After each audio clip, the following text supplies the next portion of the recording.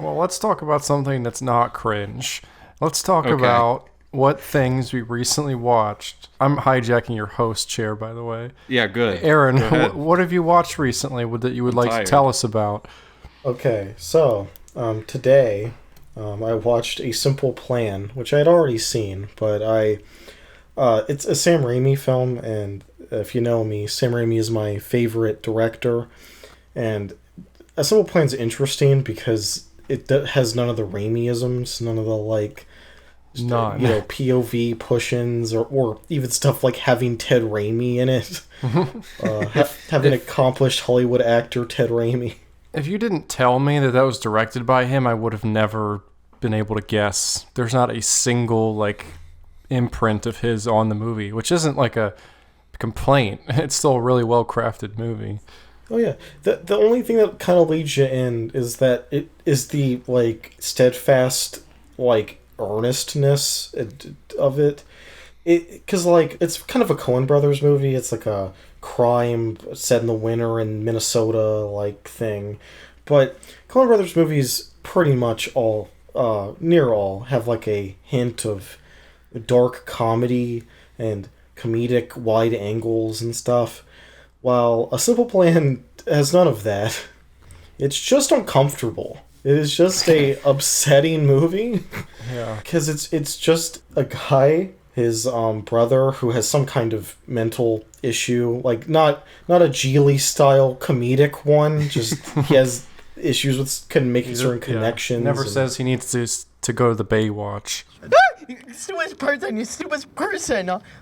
That television, the Baywatch. And his brother's asshole friend just go on a trip, and then they end up swerving to avoid a passing animal, and then their dog runs off, and then they chase it into the woods, and they find an airplane, a little Cessna filled with money, and they then have to figure out what they're going to do about that fact. And it stars Bill Paxton in the lead role, but she almost never is. Yeah, he's great. Billy Bob Thornton as the brother is great. The guy who plays the friend who's in nothing is great. And it's just a very well put together movie. Raimi doesn't even use Raimi has two guys he primarily uses as cinematographers. Neither of them worked on the movie. It's a complete step away from what he normally does, but unlike the boring and terrible baseball movie he made in the 90s, A Simple Plan is very good. It is a heart-wrenching, uncomfortable thing about how normal people can do horrible shit for money, and I do like that. A lot of media is oh, well, actually they were kind of had sociopath tendencies the whole time or whatever, but Bill Paxton's just a guy, and he just gets caught up in it, and then he makes choices based on his circumstances, and then it just is brutal. And I just like how genuine that is, how simple and real it is. Just people do horrific shit for money. Normal people that day to day you wouldn't think would do stuff like that. And that's kind of what the movie's about. It's based on a novel. It's the guy who wrote the book adapted it for the movie. There was 8 fucking directors on it before Sam Raimi got on it. He was signed on so late in pre-production that he didn't get to location scout, and he had to use the last guy's locations amongst other things. Wow. That must have been bad to step into in that sense. Yeah, and at some point it was going to be directed by Ben Stiller. What would that have been? I have no idea. I have no idea what that would have been. Because this movie's the most grim thing I've just about ever seen. I don't know. Would Ben Stiller have made it like that tonally? No, there's no way. I don't think he can do it. He is exclusively a dark comedy guy, so I feel like he would have, put comedic elements in it. Yeah. Yeah. Well, there is one Sam Raimi regular in the crew, which is Danny Elfman, who similarly to Raimi kind of does something he doesn't usually do, which is sort of step out of that I guess comfort zone of like weird whimsical circus music. Yeah, it's not whimsical at all. It's just like haunting and just melancholy. It's like, it's really fantastic. Like, you can still kind of tell that it's him. Oh, yeah, you can. But yeah, the score really, that stood out for me.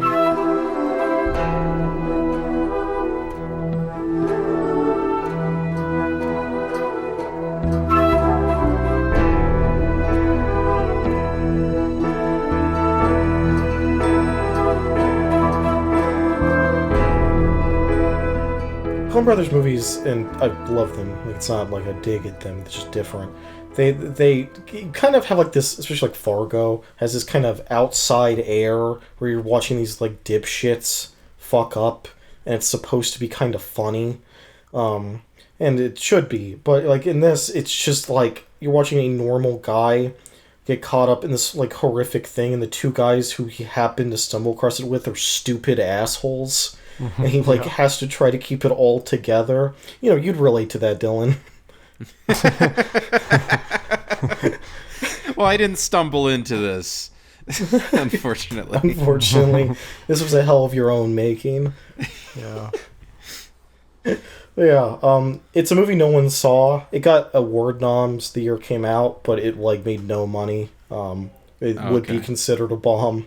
Not a big one because it didn't cost much, but like, yeah, it's kind of been mostly forgotten by time, and I don't think it deserves to be. It's a really interesting movie, and has some of the best acting like I've ever seen in a movie. Bill Paxton and everybody else in the crew do great work. It isn't they don't go big or go for mumblecore. You just feel like you're in the room with them, and sometimes that horrifies you. Well, clearly you like A Simple Plan the movie, but how would you rate A Simple Plan the band?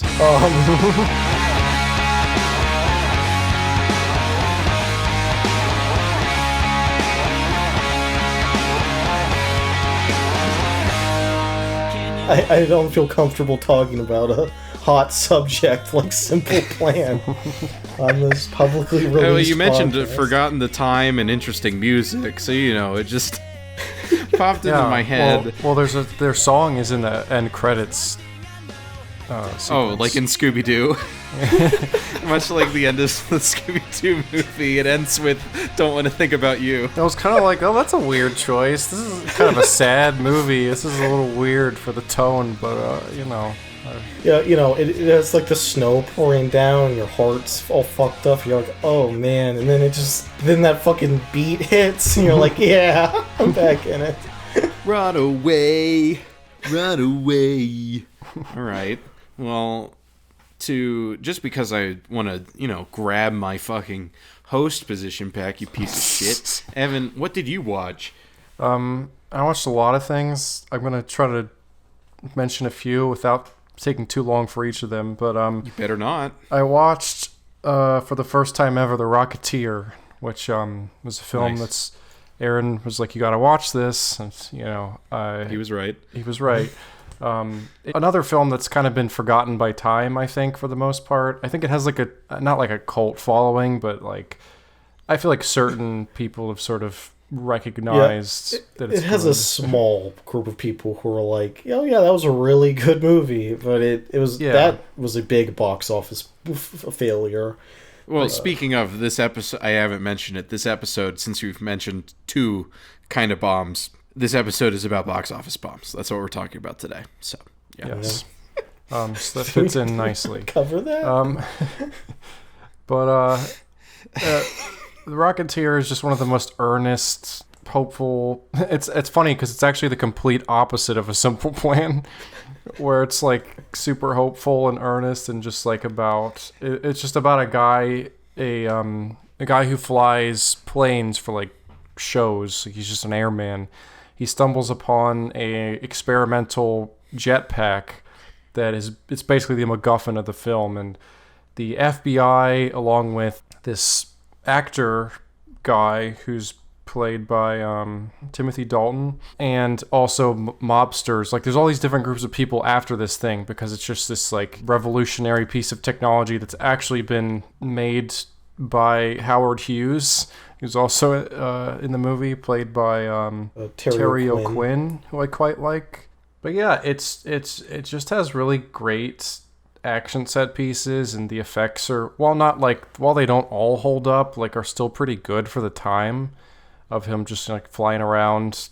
And it all culminates in him fighting Nazis at the end, which is like, how can you not love that, right? Yeah. It's awesome. Yeah, we're taking a bold take here. It's the best stock villain in a movie. It's like, who doesn't love watching Nazis get their shit pushed in?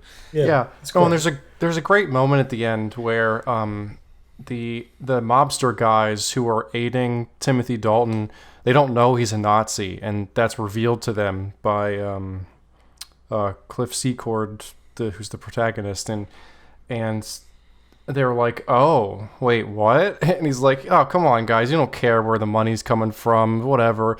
And then he has this great line where he's like, I may not make an honest buck, but I'm 100% American. And I don't work for no two-bit Nazi. And then he turns on them, and it's great. Yes, watch The Rocketeer. It's great. It's one of the... Because it's a Disney movie, directed by little-known director, but one of my personal favorites, Joe Johnston, who's done such films as Jumanji and Jurassic Park 3, which I quite like.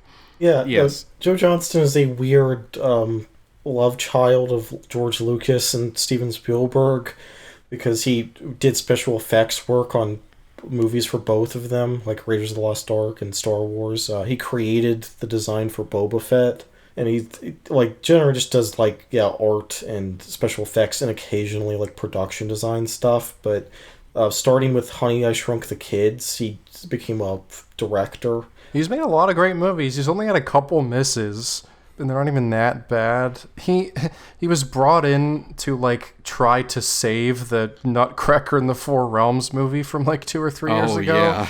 But I don't count. That's not like that was unsavable. I don't hold that against him. That's not his movie. Yeah, it's like that movie's awful, but it's like they dragged him in to try to reshoot it, and it's like, yeah, it was already a turd. October Sky, which is another movie about rockets. He loves rockets, I guess. If you want to hire somebody who has that Lucas Spielberg vibe, but you have something that's very like Americana-y, you call Joe Johnston and he'll do it, and it'll make okay money and get middling reviews. But yeah, that was The Rocketeer. I'll briefly mention I also just watched Blowout for the first time. Yes, that movie's awesome. It is. Is that your first De Palma? Yes, it is. Welcome. Yes, I'm definitely interested to check out his other stuff. But Blowout's really cool. It's another case of a movie that's about making movies, because it centers around John Travolta, who is a sound recordist for, in his words, I think, terrible movies, for like shitty like horror B movies, and he records sounds, he puts them in, and it's a lot of like it's one of those movies where I was like, okay, it's gonna be the inciting incident, right? Is that he's out recording sounds at night, and he captures the audio of a car tire blowing out and then careening off the road into a river, and that turns out to be that it was intentional. And the candidate running for president was in that car who died. So it's like he gets mixed up in all this. Like, there are people after that tape and trying to cover up this conspiracy. And I thought it was going to be one of those movies where the inciting incident was the only like part of the movie that focuses on the sound design gimmick. But it's not. There's like a lot of other scenes that revolve around him doing things that are related to that, which I really appreciated. That it kind of was consistently sprinkled throughout the movie, because frequently movies will just do that and then fucking forget about it completely. Yeah, so he's recording audio for a horror movie, and he's like on a bridge at night, just like no one's out. He's just grabbing his audio as necessary. And the scene plays out, and he's just pointing his directional microphone just everywhere. It's a really cool scene. Get different sounds, and that scene's cool. But the way that it really pays off is he's listening back to the tape and he becomes obsessed and he tries to recreate it like with images and everything, but he's sitting listening to the tape and he's like playing out in his head where he's pointing the microphone, and that scene is just so visually well put together and edited. It's like it's one of my favorite sequences ever. He points at an owl, and then you see the owl that's like in the foreground of the shot, and he's in the background, and it's hooting and whatever. Like, it's a really cool scene from like a visual standpoint. But yeah, so that was really a great movie, very like noirish, and just him trying to figure out this conspiracy and getting like tied up in it. Lots like if you're interested in like physical film, you know, and like editing on like Steambacks and shit like that, then you would find this interesting because there's like a lot of that. Yeah. A sound guy gets involved in a reverse Chappaquiddick. Yeah. Where the lady in the car is the one who lives and the politician dies drowning in the vehicle. I wonder if that was inspiring for the film in any way, like in terms of concept. Could be. The 2017 film Chappaquiddick. Yes, that's what I mean. Yeah. I think they saw Jason Clarke's performance and were like, wow, we should really get John Travolta to do this. You know what else Blowout made me realize? It made me realize, like, oh yeah, John Travolta used to be really good. Oh yeah. Yeah, sometimes you forget that he wasn't always the dirt worst. Yeah, he wasn't always in, like, dog shit. Let me tell you something. New York is the greatest fucking city in the world. Yeah, I know it's a lot. Let me quickly mention one more. Oh my god. I think like, it's literally funny. A sentence. Give it. It's funny. All right. Oh yeah. So okay, I did want to mention this. Over the course of like 2 or 3 months, Aaron and I have systematically watched 30-minute intervals of the Disney children's film Flora and Ulysses. I was wondering about that. What the fuck? About a little girl who finds a squirrel, and the squirrel has superpowers. And I don't know what it was about it, but like, I guess it was just like, oh, we have 30 minutes to kill and we don't know what to do, so we would just throw it on. And the thing about it is we went into it thinking it was going to be like garbage in like a funny way, but it turns out it was actually just pretty enjoyable. Like, it's not like great, but it's not good. But it's not good, but for a children's film, it had like a lot of likable qualities. There's a lot of like slapstick humor that I thought was funny. It has characters that like actually make sense, and I think the actors are all generally doing a good job. And it's stuffed from top to bottom with blind jokes. Yeah, the little girl's friend is this blind kid, and they are relentless. There's like a blind joke centered around him like every other scene. It's like insane, and I feel bad, but it's like funny. It's like well, they go out of their way to soften it because he has like he's hysterically blind, which means he's blind because he's like stressed out and like upset, and then when he's not, he won't be blind anymore. Which may or may not be a real thing. I don't know. But it's just every other scene he's just like running into a wall or like falling out a window or something. Or there's like an important item and this girl is like, oh, I'm gonna give it to you, and he puts out his hands for it, and then she doesn't because the scene plays out like differently than she expected, and then he's just standing there with his hands out in the background for like the entire sequence. Yeah, and there's some kind of funny stuff. It's bizarre. It's a huge improvement over a thing that I thought it would be comparable to, but it really wasn't, which was the one and only Ivan on which was unwatchable. Which we attempted to watch, but couldn't make it through like 5 minutes. Because we weren't 2 years old. Yeah. Yeah. But this movie is just like, I would have no problem putting my kids in front of that. Which was shocking considering it's modern day Disney content that went straight to their streaming service. Yeah, it was fine. And that's way, way better than I expected. Yeah. Well, Evan, I know why you tried to take the host reins from me so you could go fucking buck wild with the format and just tell us about every single fucking movie you've ever seen. Just run us through your Letterboxd catalog that much like some sort of angel you've kept since you were a child. You fuck. All right. Well, in my conquest to be...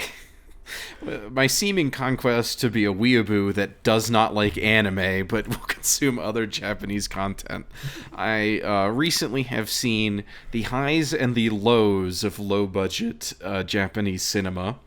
Mm-hmm. The low, I watched Garo, Red Requiem, because, oh my god, I've seen so many fucking Japanese things recently, but Dylan, the director, you've been talking forever. It's time to move on. Yeah, we gotta get to the main. We gotta get to pushing through here. Fuck you. Okay. So I watched Kamen Rider XZO, which was great, and I was like, "What's the director also done?" And I watched Garo, Red Requiem, which is Japan's media is a lot more fluid than America's, so like they will make a theatrical movie for any fucking TV show that comes out. They do.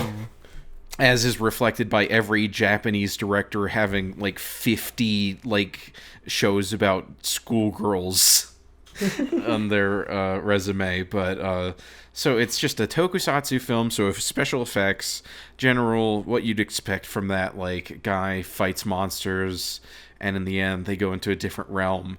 But like, this is a theatrical release, but it is shot exactly like a television episode. Like shitty, cheap HD cameras, and the special effects are horrendous. And I've read reviews that say that like they're even worse than the TV show. But That's this impressive. was released in fucking theaters, and it was in 3D. And I've never seen like this aesthetic and thought like there was any way you could do 3D with it. So I can't even imagine what that would look like. Man, it was just so low budget, and I like the designs of the costumes and the way that the characters acted. It felt so like cringy anime kid like acting out an anime. It was just really embarrassing. But there was a weird monster lady without limbs, and she had her boobs out, which was interesting. So what was the name of this? What was the name of this film again? Garo, Red Requiem. Okay, thank you. Save that one for later. And then, okay, I said it's the highs, but I don't really know how to feel about it. I watched Takashi Miike's Dead or Alive, which is I just wanted to note it because it's one of the most batshit fucking movies I've ever seen. Not based on the softcore porn video game series from Japan. No, which is weird, isn't it? Yeah, it's very weird.